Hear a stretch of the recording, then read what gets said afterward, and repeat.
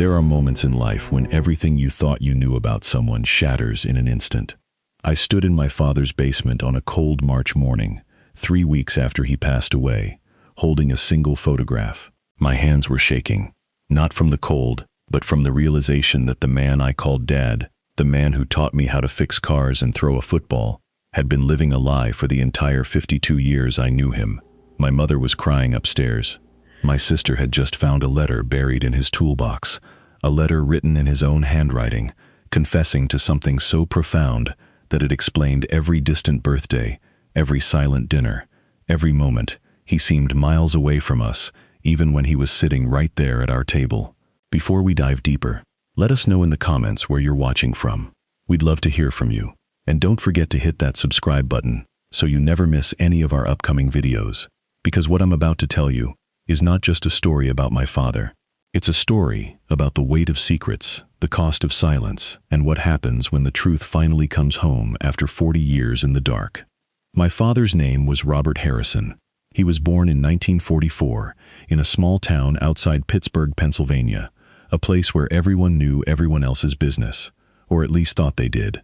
He grew up in a working-class neighborhood where his own father, my grandfather William, was a union steelworker with a drinking problem and a temper that could shake the walls of their modest two-bedroom house. My grandmother, Dorothy, was a quiet woman who spent most of her time trying to keep the peace, trying to shield her two sons from the violence that erupted when William came home after a night at the bars. Robert learned early on that the best way to survive was to stay quiet, to observe, to anticipate danger before it arrived.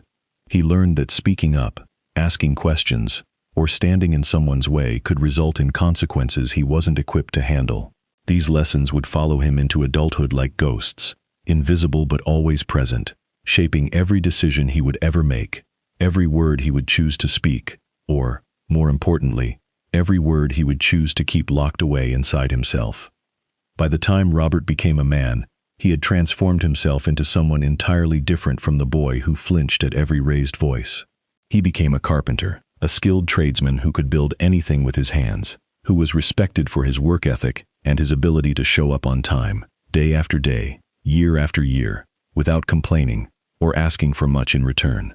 He met my mother, Catherine, at a church social in 1965. She was the kind of woman that made men want to be better versions of themselves. She had this infectious laugh that could fill an entire room, and she had a way of making people feel like they mattered, like they were important. Robert fell for her almost immediately, and by 1966, they were married. By 1970, I was born. By 1975, my sister Sarah was born. By 1978, my brother Michael was born. We were the picture-perfect American family that everyone on Oakwood Drive envied. But there was always something underneath, something that didn't quite fit, a sadness in my father's eyes that no amount of love from my mother or laughter from us kids could seem to touch. The first cracks in our family's facade began to show in the early 1980s, though we were too young to understand what we were seeing. There were nights when my father would come home from work and disappear into the garage for hours, alone with nothing but his tools and his thoughts. My mother would sometimes stand in the kitchen, looking out the window toward the garage, and I remember the worry on her face, the way she would bite her lower lip as if she was trying to stop herself from going out there and asking him what was wrong. He was present but absent. He was physically there but emotionally somewhere else entirely. There were arguments between my parents that we weren't supposed to hear, but children always hear these things, don't they? They slip under doors and through the walls of old houses and burrow into your ears whether you want them to or not. My mother would say things like, "You have to talk to me, Robert. You can't just shut me out like this. I'm your wife." And my father would respond with nothing, or with something so quiet that we couldn't make out the words, just the tone. Defeated and trapped, like someone who had already made a decision and had resigned himself to living with the consequences. The summer of 1987 would turn out to be the summer that changed everything, though we wouldn't understand the significance of it for more than 3 decades. This was the summer before I started high school, when the world still seemed full of possibility, when I was more concerned with whether or not Jennifer Mitchell from around the corner liked me than I was with the emotional climate of my own home. My father's best friend was a man named David Chen. They had known each other since they were kids, had worked together on construction jobs for the better part of 15 years, had spent countless hours in each other's homes, barbecuing on summer weekends, and watching the Steelers on Sunday afternoons. David had 2 children around our ages, and we would sometimes spend time together at neighborhood parks and community events. But David also had something else. He had a sister named Margaret, who was 3 years older than David, who had graduated from Penn State with a degree in art history, and who was working as a curator at a small museum in Philadelphia. Margaret was beautiful in that understated way that made people stop and look twice. She had intelligence in her eyes and a thoughtfulness in the way she moved through the world that suggested she had seen things, understood things, that set her apart from most of the people in our small corner of Pennsylvania. In 1985, Margaret had been in a serious relationship with a man named Thomas Bradford, a man she had met through mutual friends, a man who seemed, on the surface, to be exactly what a woman like Margaret deserved. Thomas was good-looking, successful in his own right, working as an accountant at a firm in the city. But relationships are rarely what they appear to be from the outside, and over the course of a year and a half, it became clear to Margaret's family that something was terribly wrong. Thomas was controlling in ways that seemed small at first, then grew larger and more alarming as time went on. He didn't like the way Margaret spent time with her female friends. He criticized the clothes she wore, suggesting that she was trying to attract other men. He monitored her phone calls and her schedule, wanting to know where she was at all times, who she was with, what she was doing. When she tried to break up with him in late 1986, he didn't accept it gracefully. Instead, he escalated. He showed up at her apartment unannounced.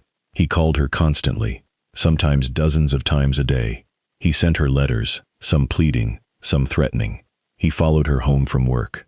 He made it clear through his words and his actions that he was not going to let her go, that he had some kind of claim on her that transcended her own wishes or autonomy.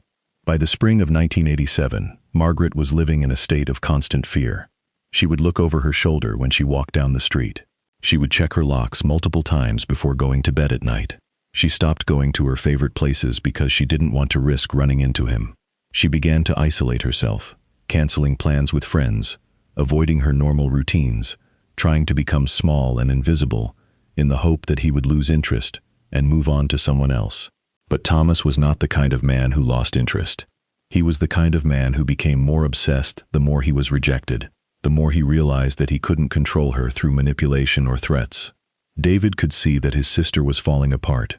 He could see the weight of the fear she was carrying, the way her voice shook when she talked about her ex, the way she sometimes just broke down crying without warning.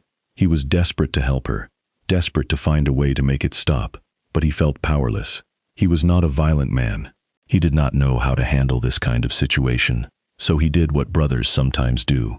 He asked for help from someone he trusted, someone who had a kind of authority and presence that might actually be able to make a difference. He called our father, Robert Harrison. What happened next would depend, for decades afterward, on who was telling the story and what version of events they were trying to establish. But the essential facts were these. On the evening of June 14, 1987, Thomas Bradford appeared at Margaret's apartment for what would be the last time in her life. He arrived around 8 o'clock in the evening, and he was drinking. He had been drinking for most of the afternoon, building up his courage or his rage or both, trying to prepare himself for whatever it was he thought he was going to accomplish that night. He used a key that he had never returned, a key that Margaret had been meaning to change the locks to prevent him from using, but had never quite gotten around to, in the chaos of trying to keep him at arm's length. He pushed his way into the apartment, and he found Margaret there, and he found my father there as well. My father had called in a favor, had arranged to be there that evening, had made a quiet decision that if Thomas Bradford was going to confront Margaret, he was going to have to get through Robert Harrison first. The confrontation that followed lasted less than 10 minutes. My father was not a violent man by nature. He was not someone who had ever been in a serious physical altercation, but he was a man who had learned, through a childhood filled with witnessing violence, through years of watching his own father hurt his own mother, that sometimes you have to stand in the way. Sometimes you have to be the barrier between a predator and his prey. My father, who was 43 years old at the time, who had spent his entire adult life trying to be good and kind and non-violent, told Thomas Bradford to leave, to never come back, to accept that Margaret did not want him and that the situation was over. Thomas refused. He made threats. He made accusations. He said things that were vicious and designed to hurt, designed to provoke my father into reacting, into doing something that my father would later regret. And then, in the struggle that ensued, Thomas Bradford fell. He fell down the stairs that led from Margaret's apartment entrance. He fell hard, landed badly, broke his arm and his collarbone, and suffered a concussion that required hospitalization. The official police report that would be filed the next morning would classify it as an accident. A tragic accident resulting from his intoxicated state and his careless navigation of the stairs. No charges would be filed, no arrest would be made. But that's not the whole story. That was never the whole story. That was only the story that made sense to tell. The story that protected everyone involved except for one person. That one person was my father. Because what my father had done that night, or what my father believed he had done that night, or what my father would spend the next 35 years believing he had done that night, was not a matter of accident or misunderstanding. In the privacy of his own mind, in the confession that he would write down but never deliver, in the guilt that would consume him for the rest of his life, my father believed that he had deliberately pushed Thomas Bradford down those stairs. He believed that he had chosen violence in that moment, had chosen to hurt another human being, even if that human being was hurting someone my father cared about. And that belief, true or false, would become the foundation upon which everything else in his life would crumble. In the days and weeks following the incident, my father returned to his normal life. He went to work. He came home. He sat at our dinner table. He watched television with my mother. He attended school functions and church services and neighborhood gatherings. He did all the things that a normal person does. But he was changed, fundamentally and irreversibly changed, by what he believed had happened in Margaret's apartment. The guilt that he carried was immense. It was a weight that grew heavier with each passing day, a weight that he could not share with anyone, that he could not explain to anyone, that he could only bear alone. My mother knew that something had happened. She could sense it. She asked him repeatedly what was going on, what was bothering him, what had changed in their marriage so suddenly and so completely. But my father could not tell her. He could not find the words to explain that he had stepped across a line, that he had become a different person than the person she had married, that he was now carrying a secret that would drive a wedge between them, that would take decades to heal, if it ever healed at all. My brother Michael, who was only 9 years old in 1987, did not understand what was happening. He just knew that Dad was different. Dad was quieter. Dad was sadder. Dad seemed to be disappearing, even while he was still physically present in our home. My sister Sarah, who was 12 at the time, was old enough to notice the arguments between our parents, the way my mother's voice would rise with frustration, and my father's would drop into that characteristic silence that indicated he had withdrawn from the conversation entirely. I was the oldest, 17 years old, caught between childhood and adulthood, and I was aware enough to know that something serious was happening, but not mature enough to understand what it was or what I could do about it. As for Margaret, as for the woman at the center of all of this, she simply vanished from our lives. One day, she had been a peripheral presence in our family's orbit. David's sister, the woman who sometimes came to neighborhood barbecues and who always asked us how we were doing in school. The next day, she was gone. No one explained to us that she was safe, that she had left the city, that she had cut off contact with everyone in her old life, as a way of ensuring that Thomas Bradford could not find her.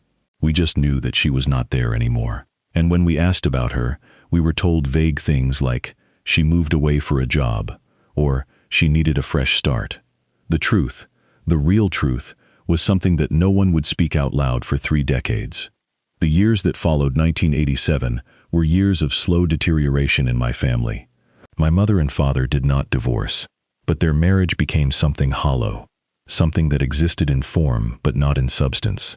They were a team that no longer worked together. They were 2 people living in the same house, but on entirely separate emotional planes. My father would work long hours, staying late at job sites, coming home after we had eaten dinner, after we had done our homework, after we had gone to bed. When he was home, he would spend much of his time in the garage or in the basement, working on projects that never quite seemed to reach completion. He would drink more than he used to, nothing so excessive that it would be considered alcoholism by any clinical definition, but enough that my mother noticed, enough that she sometimes would find him sitting in the dark with a beer in his hand, just staring at nothing.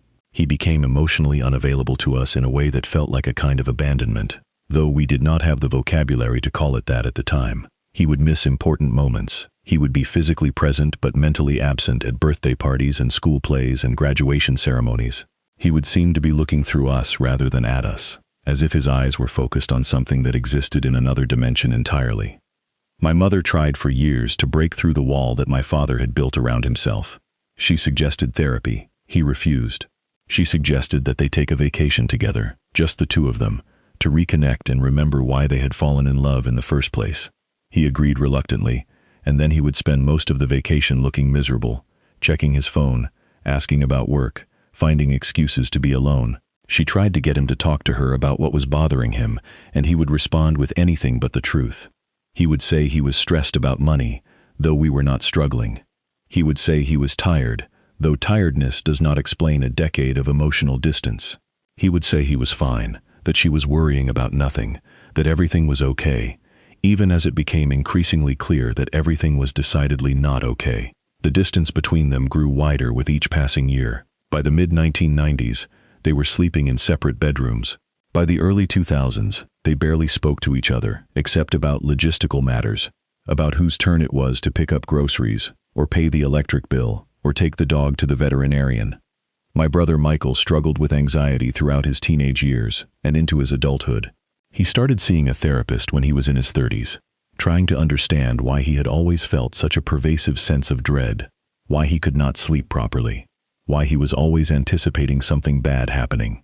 He never connected his anxiety to our father's emotional distance, to the feeling of living in a home where there was something unspoken, something wrong, something that no one was allowed to talk about. My sister Sarah became a perfectionist, always trying to be good, always trying to be exactly what everyone expected her to be, as if she could somehow prevent whatever was happening between our parents from tearing our family apart. She got straight A's. She was homecoming queen. She volunteered at the local nursing home. She was the perfect daughter, as if perfection was some kind of shield against disaster.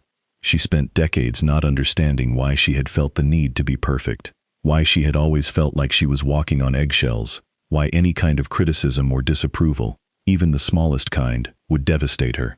As for me, I became numb. I learned to accept that my father was distant, that he would never be the kind of dad who would have long conversations with me about life, or who would tell me he was proud of me, or who would give me advice based on his own experience. In 1989, when I was a junior in high school, my mother made her first serious threat to leave. She told my father that she could not continue living like this, that she needed him to either tell her what was wrong, or she needed him to see a therapist, or she needed to leave, because staying in a marriage with someone who refused to communicate was destroying her from the inside out. My father's response was silence. He said nothing. He did not argue. He did not apologize. He did not promise to change. He simply accepted the ultimatum and seemed to be waiting for her to follow through on it. Something about his acceptance, about the way he seemed almost relieved at the prospect of her leaving, broke something in my mother.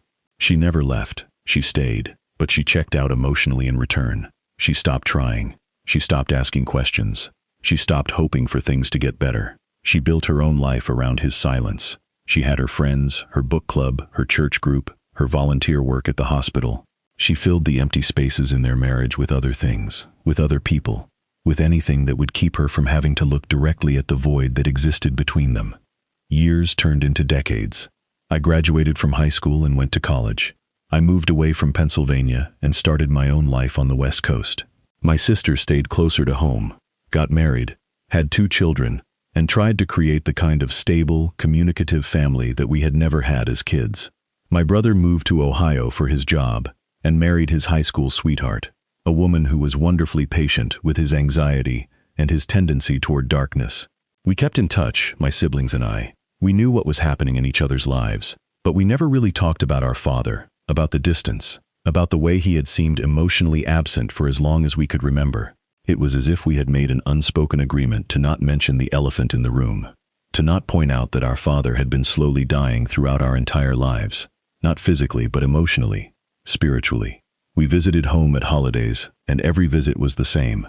He would be pleasant but distant. My mother would be gracious and accommodating. We would sit around the dinner table and make polite conversation about work and kids and the general state of the world, and we would deliberately avoid saying anything that might require my father to be honest with us or with himself. The turning point came in the winter of 1999. David Chen, the friend whose sister my father had protected all those years ago, lost his wife in a car accident. It was sudden. It was tragic. It was senseless. She was driving home from the grocery store on a snowy afternoon when another driver lost control and T-boned her car. She was killed instantly. My father was devastated by David's loss. He attended the funeral. He helped David navigate the terrible logistics of death, the funeral arrangements, the legal paperwork, the sorting through of a dead woman's possessions. He spent hours sitting with David, listening to him grieve, being present in a way that he was so rarely present with his own family. My mother commented on it to me during that time. She said, "Your father really cares about David. I've never seen him grieve like this for anyone." What my mother did not realize, what none of us realized at the time, was that my father's grief for David was also a grief for himself, a manifestation of the guilt he had been carrying for 12 years, a reminder of the terrible thing that he had done, a realization that time was running out, and that he had never made peace with what had happened in Margaret's apartment on that June evening in 1987. It was around this time that my father's health began to deteriorate. His doctor said it was stress, the normal wear and tear of aging, nothing too serious if he managed his diet and exercised regularly. But my mother suspected that it was something else. She suspected that my father was dying from the inside out, that the weight of whatever secret he had been carrying was finally catching up with him, was finally starting to manifest itself in physical symptoms that could not be ignored or medicated away. He had high blood pressure. He had cholesterol problems. He had occasional chest pains that he would dismiss as heartburn or muscle strain. The doctor recommended that he reduce his stress levels, that he quit working so hard, that he try to enjoy his life more. But my father could not enjoy his life because he could not forgive himself for something that he would still not tell anyone about. He was stuck, frozen in time, unable to move forward because he was bound by the past, bound by guilt, bound by the secret that he had promised himself he would take to his grave. In the early 2000s, my mother tried one more time to get my father to open up to her. She had read a book about marriage therapy and communication, and she had circled passages and left them on his nightstand with little notes encouraging him to read them. She had made an appointment with a couples therapist and told him about it, not asking if he wanted to go, but simply informing him that she had made the appointment and that she expected him to show up. He did show up.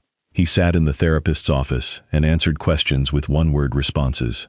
He admitted that there was a problem in their marriage, but refused to elaborate on what the problem was. The therapist suggested that there might be something from his past, some kind of trauma or unresolved issue, that was affecting his ability to be vulnerable with his wife.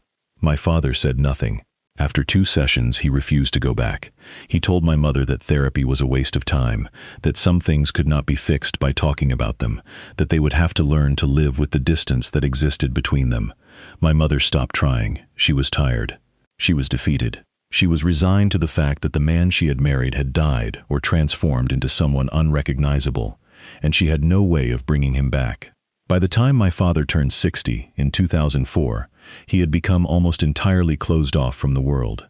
He still worked, though he had cut back to part-time, working only for a small set of clients who were loyal to him and who valued his skill and expertise. He still attended church on Sundays with my mother, though he sat in the pew looking neither happy nor sad, simply present in the most minimal sense of the word.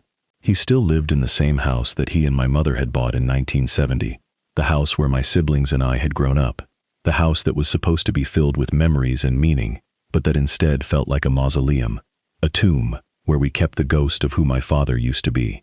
He had friends, other men who had worked construction with him over the decades, but he did not seem particularly close to any of them.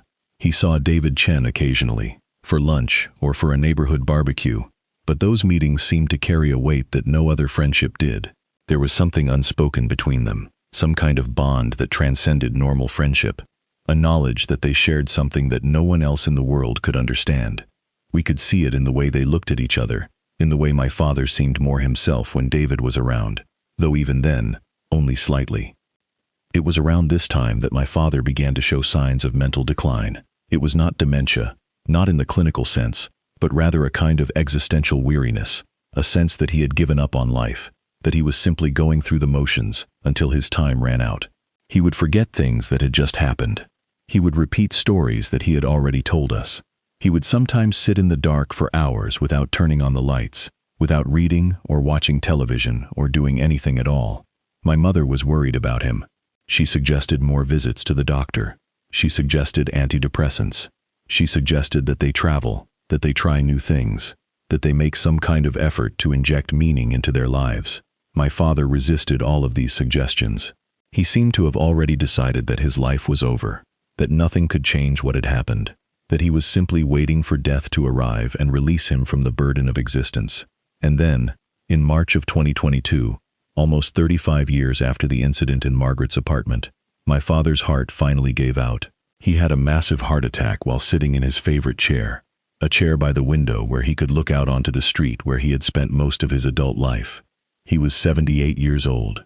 He died alone, while my mother was upstairs taking a nap. By the time she came downstairs and found him, he had been dead for at least an hour, maybe longer. The funeral was attended by many people. His old friends from the construction industry came. His siblings came. His co-workers and neighbors came. People stood up and said nice things about him, about what a hard worker he had been, what a kind man, what a good friend. My mother sat in the front row, her face unreadable, and I wondered what she was thinking, whether she was grieving the man he had been at the beginning of their marriage, or whether she was grieving some idealized version of him that she had created in her mind to make the decades of distance more bearable. My siblings and I stood together at the back of the church, and we did not cry, not because we did not love him, but because we did not really know him. We had spent our entire lives living with a stranger, a man who shared our DNA, and our last name and our address, but who had never allowed us to truly know him. In the days following the funeral, my mother asked us to help her sort through my father's belongings. She wanted to donate his clothes to Goodwill. She wanted to throw away the magazines and newspapers that had accumulated in the basement. She wanted to clean out the garage and prepare the house for sale, because she could not imagine living there alone, could not imagine walking past that favorite chair where my father had spent so much time staring out the window, waiting for death to arrive. It was my sister Sarah who found the letter. She was in the basement, going through some old toolboxes, trying to determine what could be salvaged and what needed to be thrown away. The toolbox was old, made of metal, with my father's initials scratched into the side. Inside, beneath some old wrenches and a few bent nails and a screwdriver with a broken handle, was an envelope. The envelope had no address on it, no name, just the words, "To be opened after I'm gone," written in my father's handwriting on the front. Sarah called me immediately. She was crying. She said, "You need to come home. There's something here you need to see." I booked a flight that night. I left my job, my wife, my life on the West Coast, and I flew back to Pennsylvania to discover the truth that had been hidden from us our entire lives.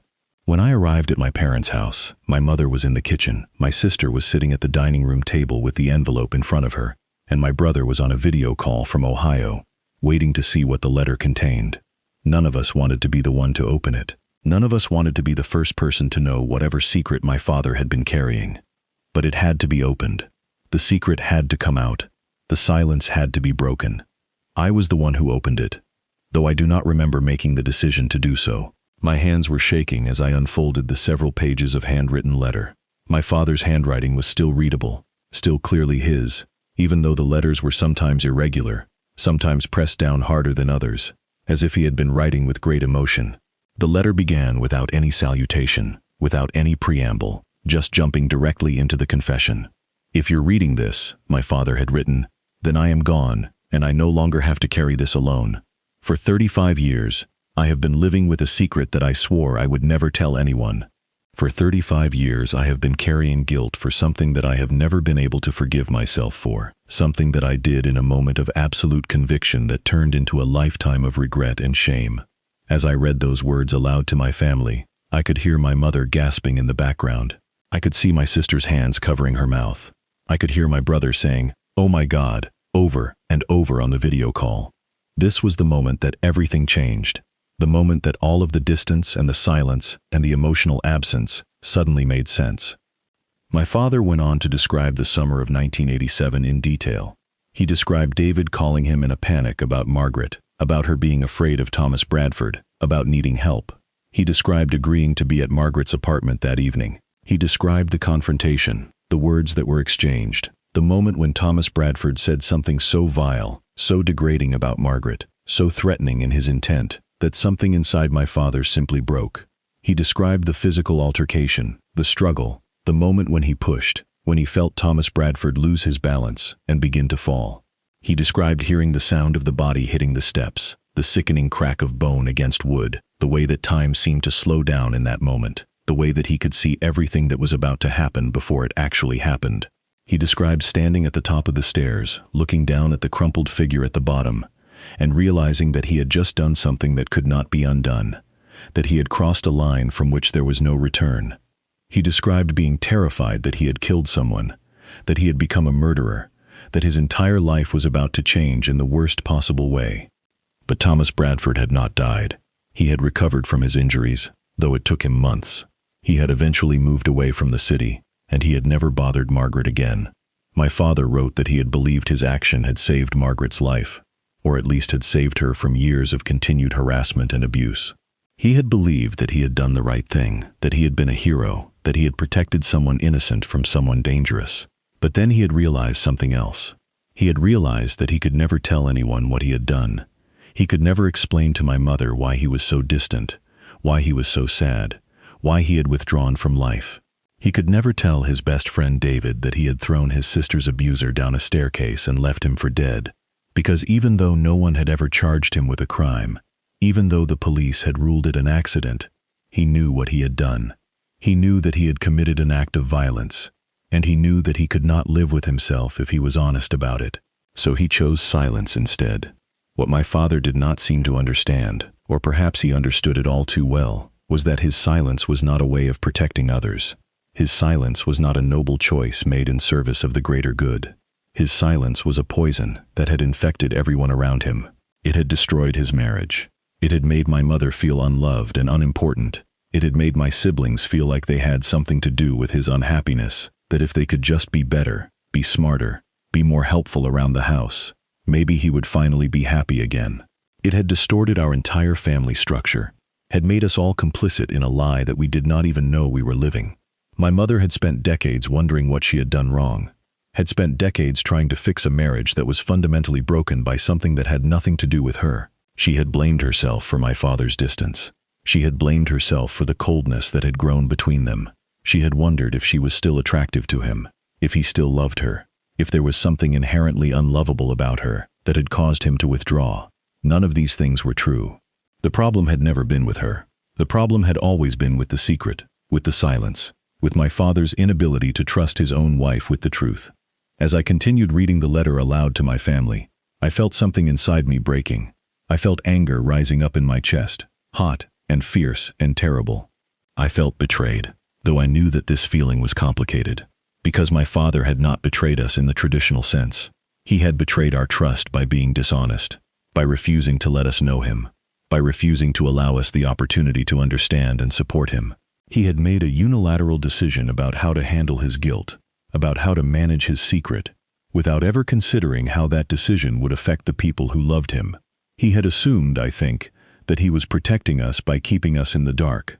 He did not realize that he was protecting no one, that he was only deepening the wound, that he was only making everything worse.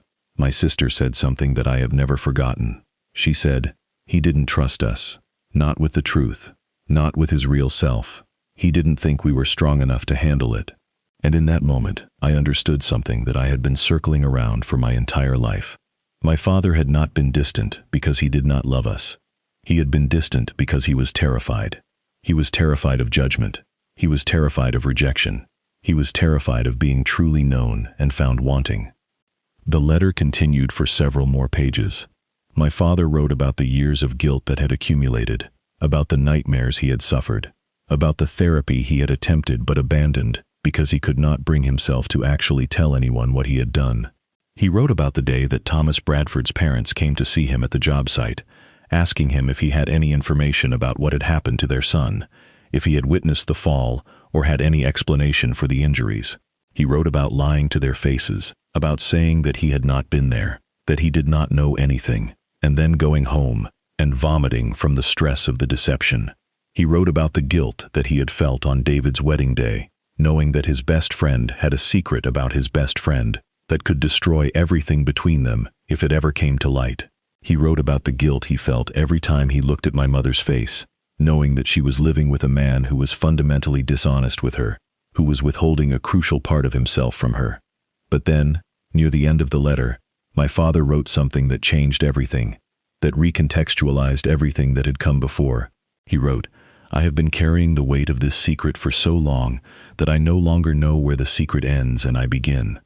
I have been so focused on feeling guilty about what I did that I have never stopped to ask myself if what I did was actually wrong.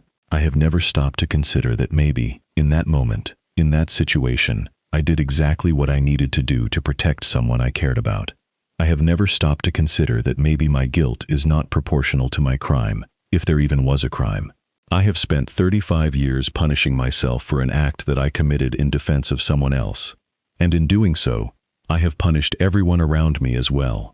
I have made my family pay the price for my silence. And I do not know if they will ever be able to forgive me for that, or if I will ever be able to forgive myself."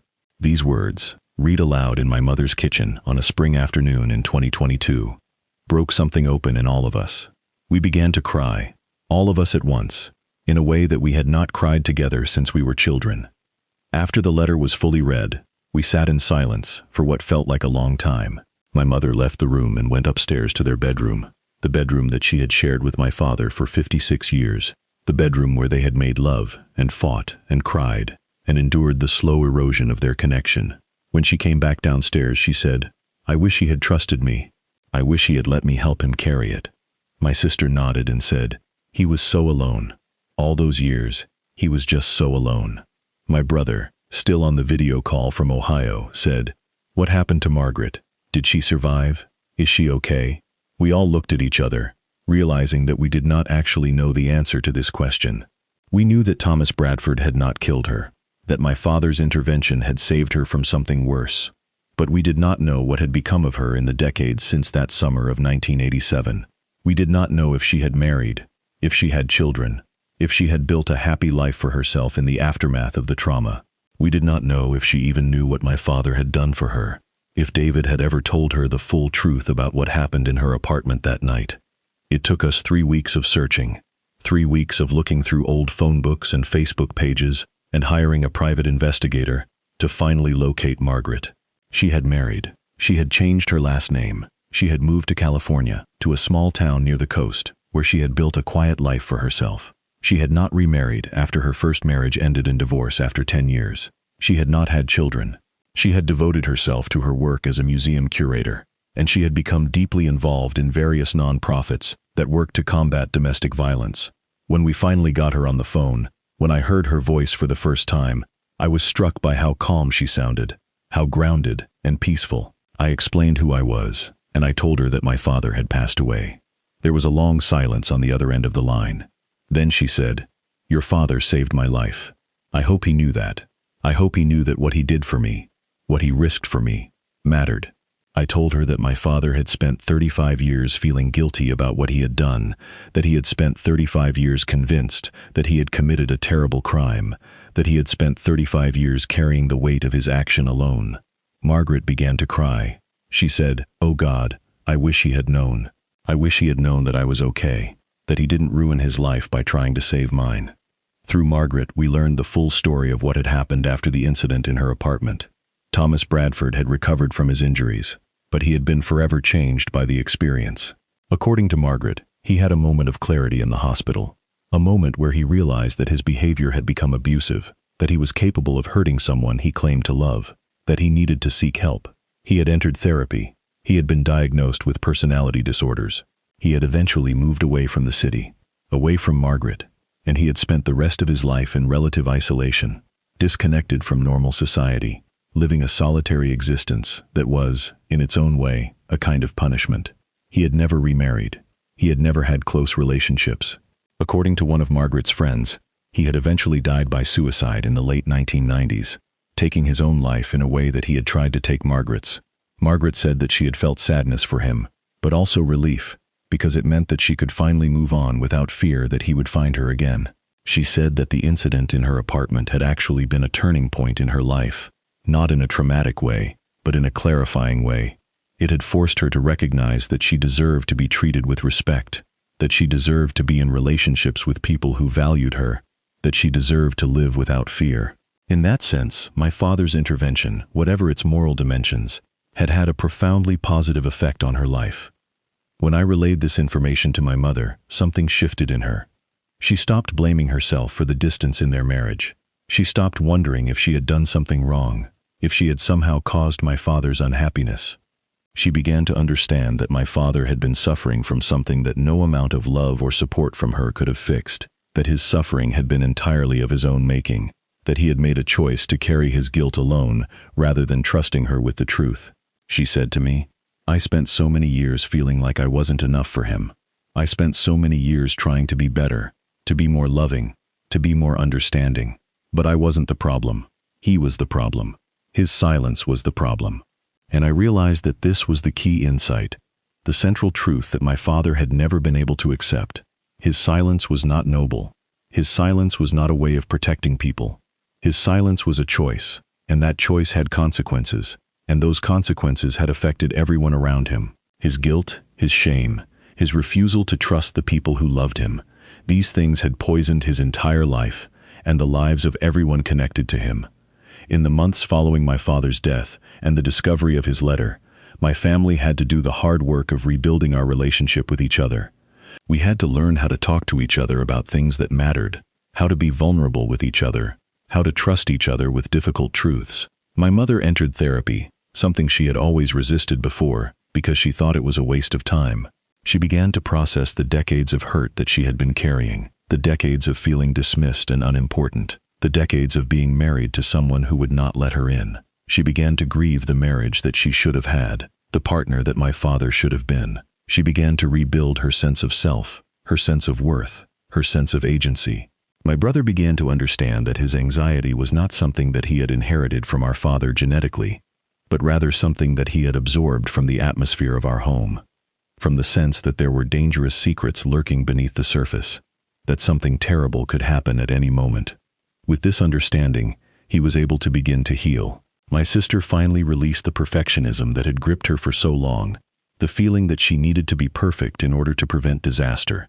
She began to allow herself to be human, to make mistakes, to be imperfect and flawed, and still worthy of love. And I began to understand something about my father that I had never been able to understand before.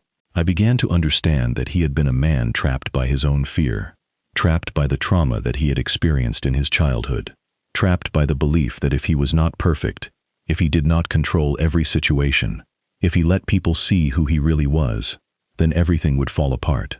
He had believed that his secret was too dangerous to share, too shameful to reveal, too terrible to burden anyone else with. But in keeping the secret, in refusing to trust the people who loved him, he had only ensured that he remained isolated, that he remained trapped, that he remained alone, with his guilt and his shame, until the day he died.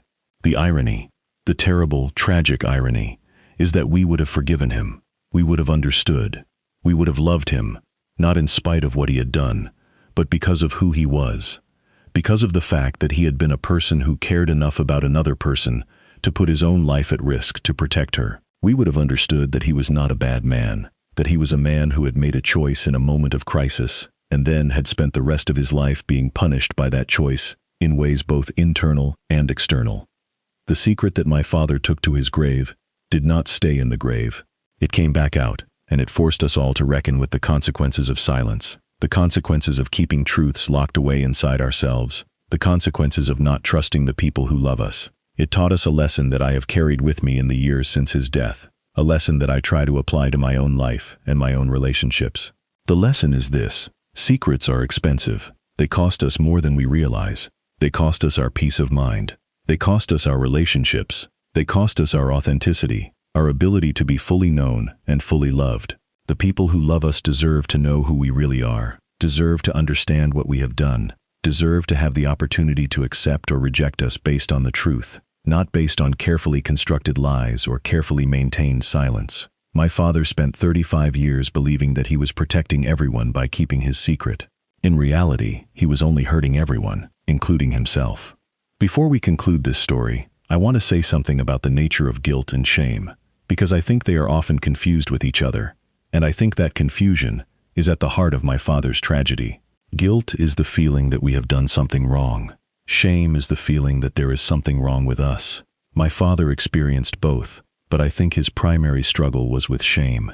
He believed that what he had done in Margaret's apartment was a reflection of who he was, a reflection of his fundamental nature as a person. He believed that committing an act of violence, even in defense of someone else, made him a violent person, made him bad, made him unworthy of love or respect. He could not separate the action from the actor. He could not understand that we are capable of doing terrible things in certain situations without being terrible people. He could not forgive himself because he did not believe that he deserved forgiveness. He did not believe that someone who had committed violence could ever be good. And so he spent his entire life punishing himself, withdrawing from the world, refusing to allow anyone to truly know him, because he believed that if anyone truly knew him, if they really understood what he had done, they would reject him entirely. What my father did not understand is that this is not how love works. This is not how forgiveness works. The people who love us are capable of holding both truths at the same time. They are capable of acknowledging that we have done wrong things, while also believing that we are fundamentally good people. They are capable of forgiving us, not because our wrong action disappears or becomes okay, but because they value the relationship, because they value who we are, because they understand that we are all capable of making mistakes and doing things we regret. My mother would have forgiven him. She would have loved him. She would have stood by him. But he never gave her the chance. He never trusted her enough to be honest with her. He never allowed her to prove that she could love him, flaws and all.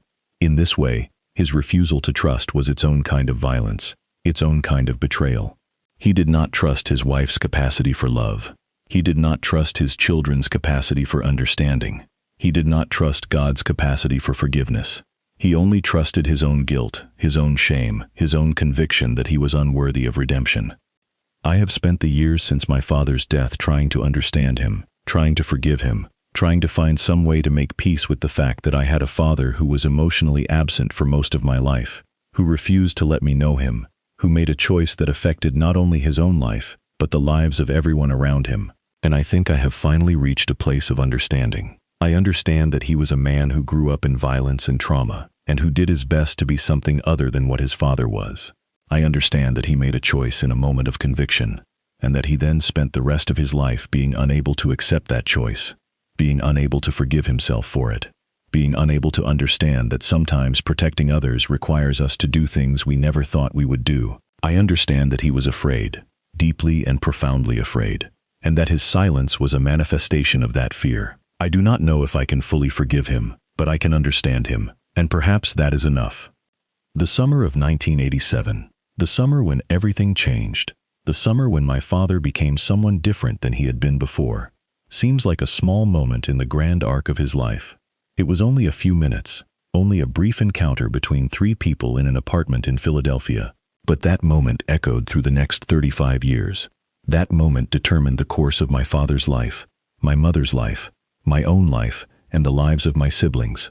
One choice, made in one moment, changed everything. And the consequence of that choice, the consequence of my father's refusal to process it, to talk about it, to trust anyone with it, was a slow death, a gradual withering, a long goodbye that lasted decades. My mother is still alive as I tell this story. She is 87 years old, living alone in the house that she and my father bought all those years ago. She has finally found some peace. She has finally stopped blaming herself. She has finally begun to understand that the distance in their marriage was not her fault, that it was the result of my father's own internal struggles, his own inability to trust, his own fear of being truly known. And Margaret, my father's hero in that distant summer, Margaret, who my father saved from a man who was destroying her, Margaret is thriving. She is 78 years old, the same age my father was when he died. She has built a meaningful life in California. She has meaningful friendships. She works on causes that she cares about. She has never married again, but she has chosen that, and it is not a source of regret for her. She has told me that she wishes she could have told my father that she was okay, that she was going to be okay, that he did not need to carry the guilt. She has told me that she understands what he did, understands why he did it, understands that it came from a place of love and protection. She has told me that she forgives him, and that she hopes that wherever he has finally been able to forgive himself. I do not know if my father has found forgiveness in the afterlife, if there is such a thing as an afterlife. But I hope so. I hope that he has finally been able to let go of the guilt, to let go of the shame, to let go of the weight that he carried for so long. What I know now, what I have learned from my father's life and death, is that secrets are dangerous. They are dangerous for the person keeping the secret, and they are dangerous for the people around that person. They create distance. They create misunderstanding. They create a kind of emotional wasteland in the center of relationships that could otherwise be meaningful and healing and true. My father's secret did not protect anyone. It only hurt. It hurt my mother. It hurt my siblings. It hurt me. It hurt David, who had to watch his best friend slowly become a ghost of himself. It hurt Margaret, who did not understand why my father had withdrawn from their lives, who did not know that he had sacrificed his own peace for her safety. It hurt my father most of all, because it took the best thing he ever did, and it turned it into a source of shame instead of a source of pride. If my father had only trusted us, if he had only believed that we would understand, if he had only been willing to be vulnerable, things could have been different. His life could have been different. Our family could have been different. But he never gave us that chance, and that is the tragedy at the heart of this story. As I have grown older and become a parent myself, I have had to think carefully about what secrets I am keeping from my own family, what truths I am hiding, what part of myself I am refusing to reveal to the people who love me. And I have made a commitment to myself that I will not make the same mistake that my father made. I will not allow shame to prevent me from being honest with the people I love. I will not allow fear to keep me from trusting the people in my life with difficult truths. I will not withdraw from my family, no matter what I have done, no matter what mistakes I have made, because I have seen the consequences of that kind of silence, and I know that it is not a path I want to follow. My father's secret destroyed more than just his peace of mind. It destroyed decades of his life, and it left a scar on our entire family that we are still healing from, that we will probably be healing from for the rest of our lives. And all of it could have been prevented if only he had trusted us.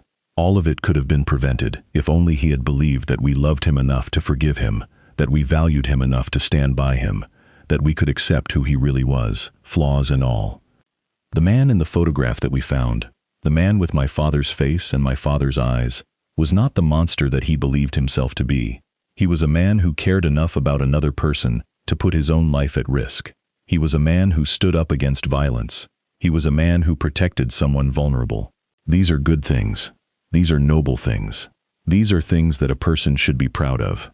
But my father could never allow himself to feel that pride, could never allow himself to accept that he had done something right, because he was too caught up in guilt about the method by which he had done it. He was trapped in a binary thinking that said either he was a good person or a bad person, and if he had ever done anything violent, anything that could be construed as crossing a line, then he was irrevocably bad. This binary thinking is false. It is a kind of spiritual poison.